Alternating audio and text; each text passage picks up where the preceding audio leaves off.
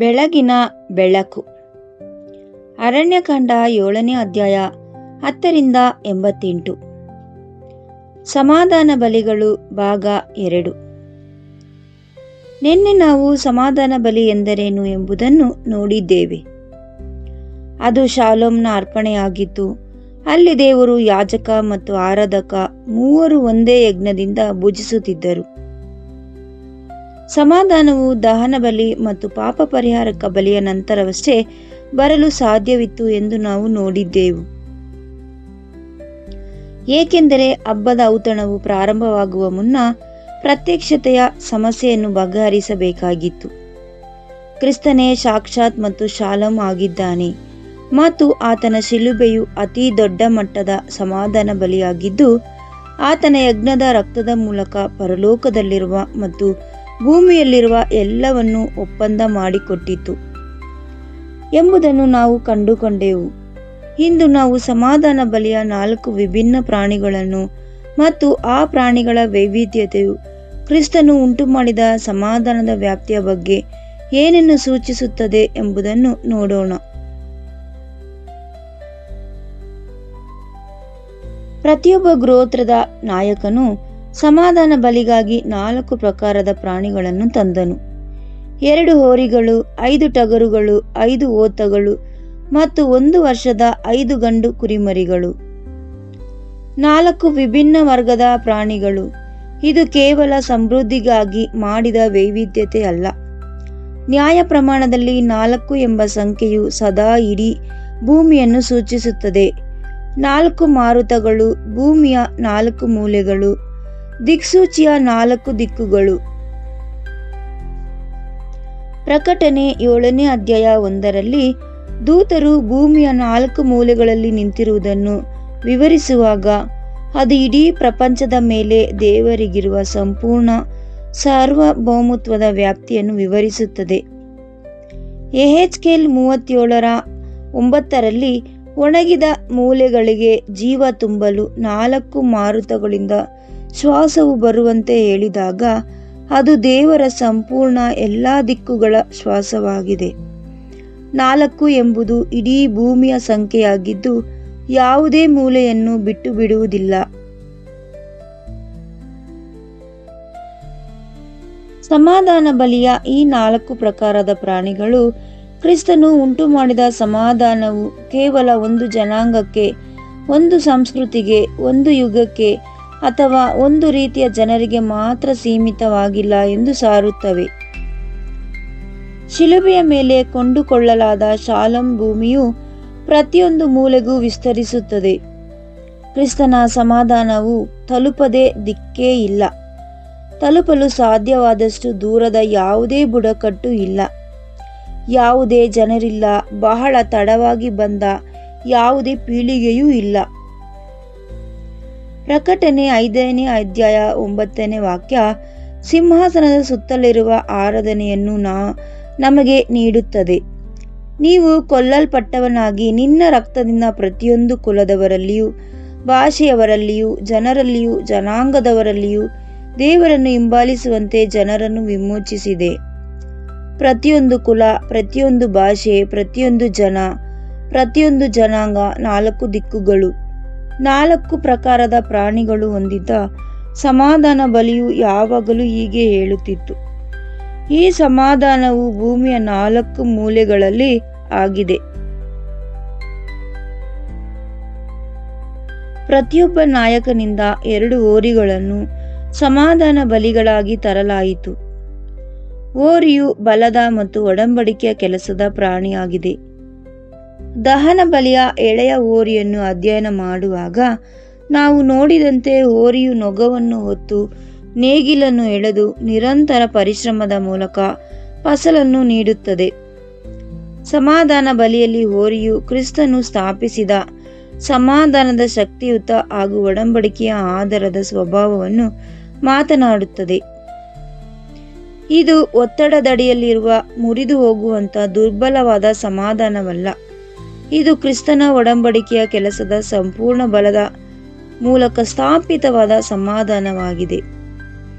ಇದನ್ನು ಉಂಟು ಮಾಡಿದವನು ಇದನ್ನು ಕಾಯ್ದುಕೊಳ್ಳುವಷ್ಟು ಬಲಶಾಲಿ ಆಗಿರುವುದರಿಂದ ಈ ಸಮಾಧಾನವು ಗಟ್ಟಿಯಾಗಿ ನಿಲ್ಲುತ್ತದೆ. ಕೊಲೊಸ್ಸೆಯವರಿಗೆ 1ನೇ ಅಧ್ಯಾಯ 20ನೇ ವಾಕ್ಯ ಹೇಳುವಂತೆ, ಆತನು ತನ್ನ ಶಿಲುಬೆಯ ರಕ್ತದ ಮೂಲಕ ಸಮಾಧಾನವನ್ನುಂಟು ಮಾಡಿ ಎಲ್ಲವನ್ನು ಒಪ್ಪಂದ ಮಾಡಿಕೊಂಡನು. ಗ್ರೀಕ್ ಭಾಷೆಯಲ್ಲಿ ಅಪೋಕಟಲಾಸೋ ಎಂಬ ಪದವು ಕೇವಲ ತಾತ್ಕಾಲಿಕ ಶಾಂತಿಯನ್ನಲ್ಲ, ಬದಲಾಗಿ ಸಂಪೂರ್ಣ ಮತ್ತು ಅಂತಿಮ ಮರುಸ್ಥಾಪನೆಯ ಅರ್ಥವನ್ನು ಒತ್ತು ತರುತ್ತದೆ. ಸಮಾಧಾನ ಬಲಿಯು 2 ಹೋರಿಗಳು ಈ ಒಪ್ಪಂದದ ಬಲ ಮತ್ತು ಸಂಪೂರ್ಣತೆಯನ್ನು ಮಾತನಾಡುತ್ತವೆ. ಮತ್ತು ಸಮಾಧಾನ ಬಲಿಯಲ್ಲಿರುವ 2 ಎಂಬ ಸಂಖ್ಯೆಯು ಇತರ ಪ್ರಾಣಿಗಳ 5ರ ಸಂಖ್ಯೆಯಲ್ಲಿದೆ. ಹೋರಿಗಳು ಮಾತ್ರ ಕೇವಲ 2 ಬಂದಿವೆ. ಒಪ್ಪಂದ ಮಾಡಿಕೊಳ್ಳಲಾದ 2 ಪಕ್ಷಗಳನ್ನು ಸೂಚಿಸುತ್ತದೆ. ಯಹೂದ್ಯರು ಮತ್ತು ಅನ್ಯಜನರು ಸಮಾಧಾನದ ಬಲಿಪೀಠ, 2 ಹೋರಿಗಳು ಮತ್ತು ಪ್ರತ್ಯೇಕವಾಗಿದ್ದ 2 ಪಕ್ಷಗಳು ಒಂದೇ ಮೇಜಿನ ಬಳಿ ಕುಳಿತುಕೊಳ್ಳುತ್ತವೆ.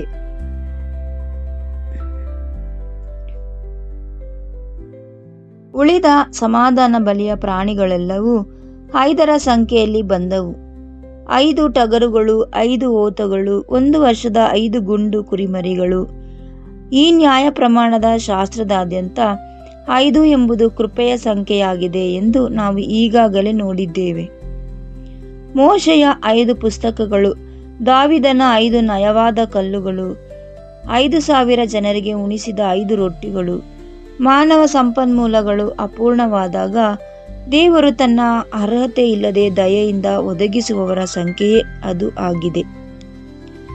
ಮತ್ತು ಸಮಾಧಾನ ಬಲಿಯಲ್ಲಿ 5 ಎಂಬುದು ಬಲಿ ಅರ್ಪಿಸುವುದರಿಂದ ಗಳಿಸಲ್ಪಟ್ಟ ಸಮಾಧಾನವಲ್ಲ ಎಂಬುದನ್ನು ತಿಳಿಸುತ್ತದೆ.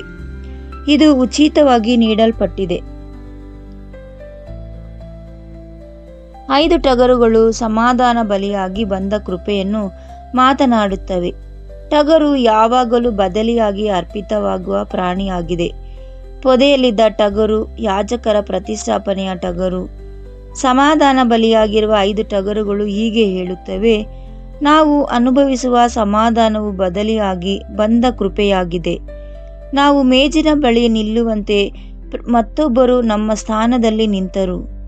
ರೋಮಾಪುರದವರಿಗೆ 5ನೇ ಅಧ್ಯಾಯ 10ನೇ ವಾಕ್ಯ ಹೇಳುತ್ತದೆ, ನಾವು ಶತ್ರುಗಳಿದ್ದಾಗಲೇ ಆತನ ಕುಮಾರನ ಮರಣದ ಮೂಲಕ ದೇವರೊಂದಿಗೆ ಒಪ್ಪಂದ ಮಾಡಿಕೊಡಲ್ಪಟ್ಟಿದ್ದ ಮೇಲೆ ಒಪ್ಪಂದವಾದ ನಮಗೆ ಆತನ ಜೀವದಿಂದ ಖಂಡಿತವಾಗಿಯೂ ರಕ್ಷಣೆ ಉಂಟಾಗುವುದು.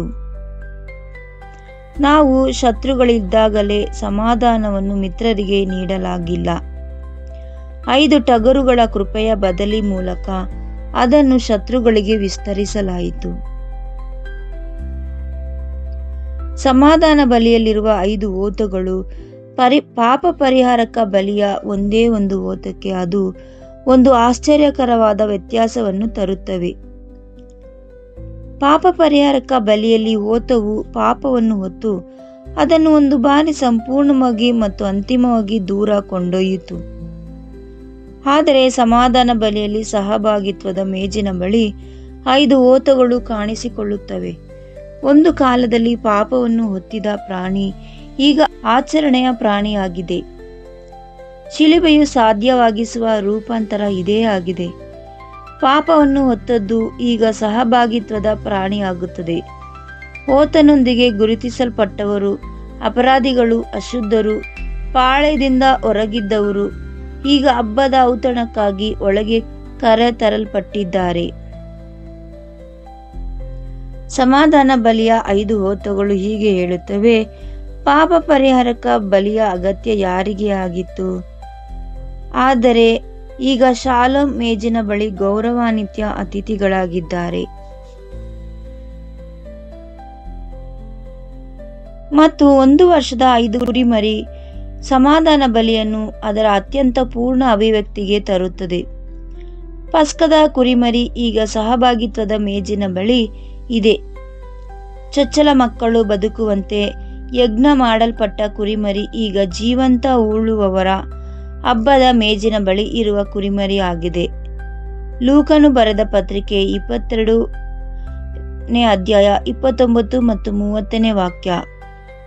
ಕೊನೆಯ ಭೋಜನದ ಸಮಯದಲ್ಲಿ ಕ್ರಿಸ್ತನು ಹೇಳಿದ ಮಾತುಗಳನ್ನು ದಾಖಲಿಸುತ್ತದೆ.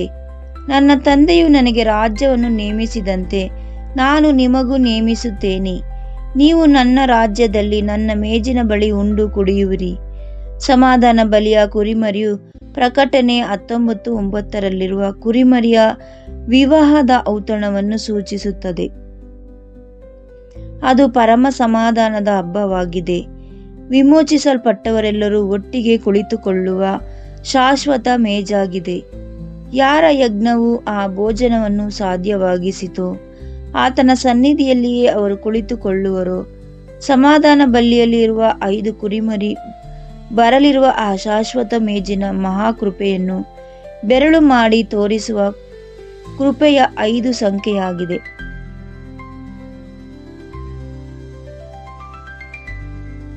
ಸಮಾಧಾನ ಬಲಿಯು ಕೇವಲ ಉಂಟಾದ ಸಮಾಧಾನದ ಬಗ್ಗೆ ಮಾತ್ರವಾಗಿರಲಿಲ್ಲ. ಅದನ್ನು ಸ್ವೀಕರಿಸಿದವರ ಪ್ರತಿಕ್ರಿಯೆಯು ಬಗ್ಗೆಯೂ ಆಗಿತ್ತು. ಆರಾಧಕನು ಸಮಾಧಾನ ಬಲಿಯನ್ನು ಕೇವಲ ದೂರದಿಂದ ನೋಡುತ್ತಿರಲಿಲ್ಲ. ಅವನು ಅದನ್ನು ಉಣ್ಣುತ್ತಿದ್ದನು. ಅವನು ಅದನ್ನು ತನ್ನ ಮನೆಗೆ ತರುತ್ತಿದ್ದನು. ಅವನು ಅದನ್ನು ಯೆಹೋವನ ಸನ್ನಿಧಿಯಲ್ಲಿ ತನ್ನ ಕುಟುಂಬ ಮತ್ತು ನೆರೆಯವರೊಂದಿಗೆ ಹಂಚಿಕೊಳ್ಳುತ್ತಿದ್ದನು. ಸಮಾಧಾನ ಬಲಿಯು ಮರುಸ್ಥಾಪಿಸಲ್ಪಟ್ಟ ಸಂಬಂಧದ ಸಾರ್ವಜನಿಕ, ಸಾಮಾಜಿಕ ಹಾಗೂ ಸಾಮೂಹಿಕ ಆಚರಣೆ ಆಗಿತ್ತು. ಮತ್ತು ಇಂದು ನೂತನ ಸೃಷ್ಟಿಯ ವಿಶ್ವಾಸಿಯು ಕರೆಯೂ ಇದೆ. ನಾವು ಶಾಲೋಮ್ ಅನ್ನು ಸ್ವೀಕರಿಸಿದ್ದೇವೆ. ನಮ್ಮನ್ನು ಮೇಜಿನ ಬಳಿಗೆ ಕರೆತರಲಾಗಿದೆ. ಕ್ರಿಸ್ತನ ಸಮಾಧಾನ ಬಲಿಯ ಒಂದು ಭಾಗವನ್ನು ನೀಡಲಾಗಿದೆ. ದೇವರೊಂದಿಗೆ ಮತ್ತು ಒಬ್ಬರಿಗೊಬ್ಬರು ಒಪ್ಪಂದ ಮಾಡಿಕೊಳ್ಳಲಾಗಿದೆ. ಈಗ ನಾವು ಈ ಸಮಾಧಾನ ಬಲಿಯನ್ನು ಹೊರಗಿನ ಲೋಕಕ್ಕೆ ಜೀವಿಸಲು ಕರೆಯಲ್ಪಟ್ಟಿದ್ದೇವೆ. ಎಫೆಸದವರಿಗೆ 2:17 ಹೇಳುತ್ತದೆ, ಕ್ರಿಸ್ತನು ಬಂದು ದೂರದಲ್ಲಿದ್ದ ನಿಮಗೂ ಸಮಾಧಾನವನ್ನು, ಹತ್ತಿರದಲ್ಲಿರುವವರಿಗೂ ಸಮಾಧಾನವನ್ನು ಸಾರಿದನು. ಆತನು ಇಂದಿಗೂ ಸಾರುತ್ತಿದ್ದಾನೆ. ಆತನು ನಮ್ಮ ಮೂಲಕ ಸಾರುತ್ತಿದ್ದಾನೆ. ನಾವು ಸಮಾಧಾನ ಬಲಿಯನ್ನು ನಮ್ಮ ಮನೆಗಳಿಗೆ, ನಮ್ಮ ಸಂಬಂಧಗಳಿಗೆ, ನಮ್ಮ ಸಮುದಾಯಗಳಿಗೆ ಮತ್ತು ನಮ್ಮ ಪ್ರಪಂಚದ 4 ಮೂಲೆಗಳಿಗೆ ಕೊಂಡೊಯ್ಯುತ್ತೇವೆ. ಮೇಜಿನಲ್ಲಿ ಸ್ಥಳವಿದೆ. ಹಬ್ಬದ ಔತಣ ಈಗಾಗಲೇ ಸಿದ್ಧವಾಗಿದೆ. ಸಮಾಧಾನ ಬಲಿಯಲ್ಲಿರುವ 4 ಪ್ರಕಾರದ ಪ್ರಾಣಿಗಳು ಇಂದಿಗೂ ಘೋಷಿಸುತ್ತವೆ. ಕ್ರಿಸ್ತನ ಸಮಾಧಾನವು ಭೂಮಿಯ ಪ್ರತಿಯೊಂದು ಮೂಲೆಗೂ ತಲುಪುತ್ತದೆ ಮತ್ತು ನೂತನ ಸೃಷ್ಟಿಯ ವಿಶ್ವಾಸಿಗೆ, ಇನ್ನುವರೆಗೂ ಮೇಜಿನ ಬಳಿ ಬಾರದೇ ಇರುವವರಿಗೆ ಈ ಆಹ್ವಾನ ಹೊತ್ತುಕೊಂಡು ಹೋಗುವವನಾಗಿದ್ದಾನೆ. ಪ್ರಾರ್ಥನೆ. ಯೆಹೋವನೇ, ನೀನು ಸಮಾಧಾನದ ಪ್ರಭುವಾಗಿದ್ದಿ. ಎಲ್ಲ ಸಮಯದಲ್ಲೂ ಮತ್ತು ಎಲ್ಲ ರೀತಿಯಲ್ಲೂ ಸಮಾಧಾನ ನೀಡುವವನಾಗಿದ್ದಿ. 2 ಥೆಸಲೋನಿಕದವರಿಗೆ 3:16 ನೀನು ಶಾಲೋಮ್ ತಲುಪದ ಯಾವುದೇ ಮೂಲೆ ಇಲ್ಲ ಎಂದು ಸಾರುವ 4 ಪ್ರಕಾರದ ಸಮಾಧಾನ ಬಲಿಯ ಪ್ರಾಣಿಗಳಾಗಿವೆ. ನಾವು ನಿಮಗೆ ವಂದಿಸುತ್ತೇವೆ. ಯಾವುದೇ ಬುಡಕಟ್ಟು ತುಂಬಾ ದೂರದಲ್ಲಿಲ್ಲ. ಯಾವುದೇ ವ್ಯಕ್ತಿ ತಲುಪಲಾಗದಷ್ಟು ದೂರ ಹೋಗಿಲ್ಲ. ಶಿಲುಬೆಯ ಮೇಲೆ ಕೊಂಡುಕೊಳ್ಳಲಾದ ಸಮಾಧಾನದ ವ್ಯಾಪ್ತಿಯಿಂದ ಹೊರಗಿರುವ ಯಾವುದೇ ಪೀಳಿಗೆಯೂ ಇಲ್ಲ. ಶತ್ರುಗಳಿಗೂ ಸಮಾಧಾನವನ್ನು ವಿಸ್ತರಿಸಲಾಯಿತು. ಪಾಪವನ್ನು ಹೊತ್ತದ್ದು ಹಬ್ಬದ ಪ್ರಾಣಿಯಾಯಿತು. ಪಸ್ಕದ ಕುರಿಮರಿ ಈಗ ಶಾಶ್ವತ ಮೇಜಿನ ಕುರಿಮರಿಯಾಗಿದೆ ಎಂಬ 5ನೇ ಕೃಪೆಗಾಗಿ ನಾವು ನಿಮಗೆ ವಂದಿಸುತ್ತೇವೆ. ಸಮಾಧಾನ ಬಲಿಯು ಒಂದು ದೂರದ ದೈನಂದಿನ ಚಟುವಟಿಕೆ ಅಲ್ಲ. ಬದಲಾಗಿ ನಾವು ಉಣ್ಣಲು ಆಹ್ವಾನಿಸಲ್ಪಟ್ಟಿರುವ ಭೋಜನವಾಗಿದೆ. ನಾವು ಕುಳಿತುಕೊಳ್ಳಲು ಕರೆಯಲ್ಪಟ್ಟಿರುವ ಮೇಜಾಗಿದೆ ಮತ್ತು ಇತರರಿಗೆ ಕೊಂಡೊಯ್ಯಲು ನಮಗೆ ನೀಡಲಾಗಿರುವ ಹಬ್ಬವಾಗಿದೆ ಎಂಬುದಕ್ಕಾಗಿ ನಾವು ವಂದಿಸುತ್ತೇವೆ. ಕ್ರಿಸ್ತನ ಶಾಲೋಮ್ ಅನ್ನು ನಮ್ಮ ಪ್ರಪಂಚದ ಪ್ರತಿಯೊಂದು ಮೂಲೆಗೂ ಕೊಂಡೊಯ್ಯುವ, ಇನ್ನೂವರೆಗೂ ಬಾರದೇ ಇರುವವರಿಗೆ ಹಬ್ಬದ ಆಹ್ವಾನವನ್ನು ವಿಸ್ತರಿಸುವ ಮತ್ತು ನಿನ್ನ ಕುಮಾರನು ನಮಗಾಗಿ ಇಷ್ಟೊಂದು ದೊಡ್ಡ ಬೆಲೆ ತೆತ್ತು ಹೊತ್ತುಕೊಂಡು ಆ ಮರುಸ್ಥಾಪಿತ ಸಂಬಂಧದ ಪೂರ್ಣತೆಯಲ್ಲಿ ಜೀವಿಸುವ ಸಮಾಧಾನ ಬಲಿಯ ಜನಗಳಿಗಾಗಿ ಇಂದು ಬದುಕಲು ನಮಗೆ ಸಹಾಯ ಮಾಡು. ಕ್ರಿಸ್ತನ ಹೆಸರಿನಲ್ಲಿ ಬೇಡಿ ಹೊಂದುತ್ತೇವೆ ನಮ್ಮ ಪರಮ ತಂದೆಯೇ, ಆಮೇನ್.